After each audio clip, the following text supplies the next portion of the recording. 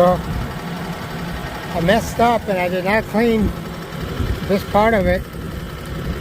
And there's small rocks right here. I hope I didn't mess up my blade. I hope I missed them. You can see right here where, I don't know if you can see the shine where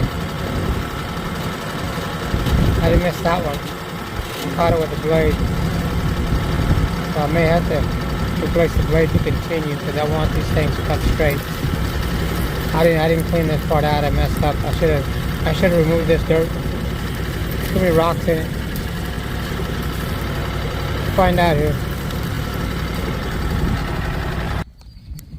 Okay, I guess it did damage my blade. You can see. Let me zoom in on that. See, the blade is right on the slab right there.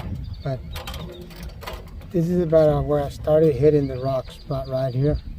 And I kept going. And then you can see where the cut gets down deeper. Especially here. Look at the difference. Right there. Look at the difference in the gap. When the blade was running, it dove like a 1/4 inch. So it drove like a 1/4 inch. You can see it there. That compared to this right before I hit the rock. And if I use this blade again on here, this is going to create a wavy line. This is going to be a wavy line, or either it's going to dive into the slab. So I'm just going to replace it.